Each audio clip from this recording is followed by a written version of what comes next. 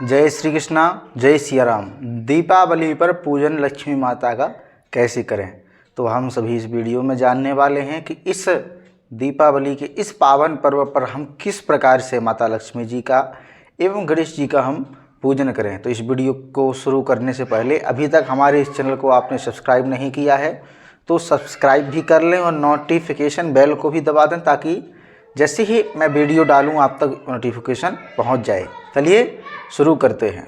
जैसा कि आप सभी को भी पता है इस चीज़ का कि भगवान जब अयोध्या लौटे थे 14 वर्ष का वनवास करके, तब अयोध्या में बड़े धूमधाम से दीपक जलाते हुए उत्सव मनाया गया था। इसी के रूप में तभी से इस दीपावली का पावन पर्व मनाया जाने लगा है। इस दीपावली पर हम सभी यही जानते हैं कि माता लक्ष्मी जी का पूजन कैसे करें। देखिए, पूजन करने की विधि आप सभी जानते हैं, तो पूजन की विधि जानते हैं। देखिए, हमें माता लक्ष्मी जी की और गणेश जी की साथ में एक प्रतिमा मार्केट से लाना है। या तो हमें एक चांदी की प्रतिमा मिल जाए लक्ष्मी जी की और गणेश जी की तो बहुत अच्छी बात है। अगर हमारे पास चांदी के उपलब्ध नहीं हो पा रही है प्रतिमा, तो एक तस्वीर या तो फ़ोटो ले सकते हैं या पीतल की ले सकते हैं। अगर पीतल की भी उपलब्ध न हो तो फ़ोटो भी हम ले सकते हैं। और हम एक सुंदर वस्त्र बिछा करके अपने मंदिर में लक्ष्मी जी की गणेश जी की प्रतिमा रखने के बाद में वहाँ पर एक पीतल का कलश रखना है। उसमें जल भर करके उसमें पान के पत्ते या आम के पत्ते मिल जाए तो उसमें पत्ते आम के डाल करके उस पर एक दीपक रख करके उस पर एक नारियल रख देना है। नारियल कैसा रखना है, नारियल के जटे होने अपने सामने नारियल के जटे करके हमें उस पर नारियल रख देना है। और एक कलश और जलाना है। कलश किस साइड रखना है, बिल्कुल जैसे ही आप प्रतिमा रखते हो उसके जस्ट सामने बीच में एक चौक लगा करके उस पर कलश रखना है। आटा का या किसी रंगोली वगैरह से आप किसी भी से प्रकार से या चौक डाल करके सामने रखना है। और एक साइड आपको घी का तेल का दीपक जला लेना है। 5 घी के दीपक जलाने हैं और 16 दीपक आपको तेल के जलाने हैं। इसी प्रकार आपको दीपक जलाने के बाद में, ये तो पता ही है आपको कि पूजा करने के बाद जो ये दीपक होते हैं हमें अपने सब रूमों में, छत पर, हर जगह दीपक रखना पड़ता है। तो पूजा की विधि यही है।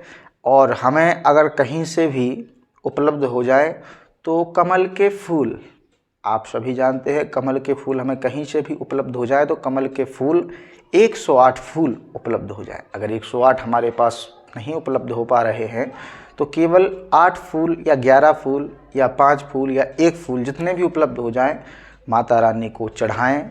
और इसी के साथ मिष्ठान, फल, ज़्यादातर माता रानी को अनार का प्रसाद आप चढ़ाएं। फल में अनार का प्रसाद लेना है, फूल में कमल के फूल लेने हैं। और कमल के फूल अगर नहीं मिले तो आपको गुलाब के भी फूल लेना है, लाल फूल भी चढ़ा सकते हैं। और इसी के साथ आपको फल के अनार का फल चढ़ाना है। और पूजा में इतनी सामग्री आपको एकत्रित कर लेनी है। इसके बाद में आपको आसन डालना है सामने और बैठ करके पूजन करना है। पूजन करने से पहले आपको अपने ऊपर जल छोड़ना है, 3 बार जल पीना है। ओम केशवाय नमः, माधवाय नमः, नारायणाय नमः, गोविंदाय नमो नमः। इतना करने के बाद अपने ऊपर जल छोड़ना है। और जल छोड़ने के बाद में पूजा अब प्रारंभ करनी है। पूजा कैसे प्रारंभ करनी है, अब सर्वप्रथम हमें हाथ में पुष्प अक्षत लेकर के सर्वप्रथम गणेश भगवान का ध्यान करना है। देखिए, किसी भी पूजा में हम कभी भी कोई भी देवता की या किसी भी पूजन में, यज्ञ अनुष्ठान में, जब भी हम किसी भी देवी देवता का ध्यान करते हैं तो सर्वप्रथम हमें गणेश पूजन करना चाहिए।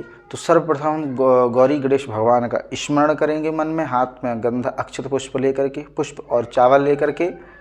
तो चावल पुष्प लेने के बाद में हमें गणेश जी का मन में ध्यान करना है। अगर आपको मंत्र नहीं आता है तो मन में गणेश भगवान का, गौरी जी का ध्यान करके सामने अक्षत पुष्प चढ़ा देने हैं कलश पर। इसके बाद फिर से हमें अक्षत पुष्प लेना है, यानी कि फूल चावल फिर से लेना है। और जो आपने कलश सामने रखा है तो कलश का मन में ध्यान करके कलश देवताय नमः, वरुण देवताय नमः, इस प्रकार से आप कलश पर भी चढ़ा दें। और ये आपकी घर की विधि हम बता रहे हैं। अगर आप ब्राह्मण को बुलाते हों तो ब्राह्मण अपने हिसाब से पूजन करवाते हैं, मंत्रों के द्वारा पूजन करवाते हैं।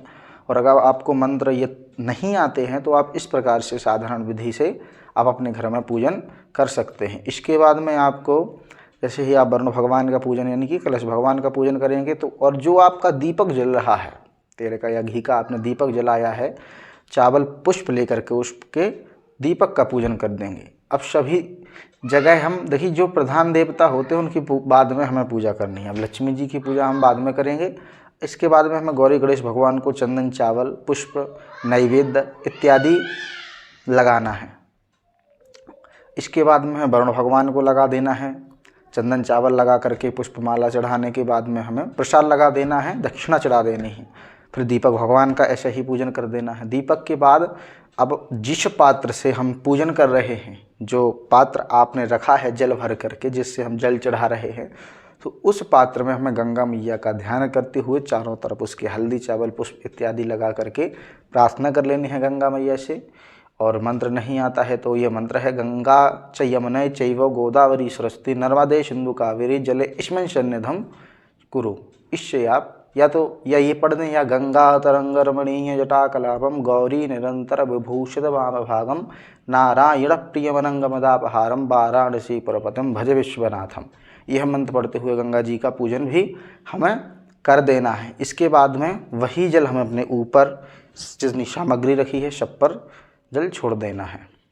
जल छोड़ने के बाद अब हमें माता लक्ष्मी जी का ध्यान करना है।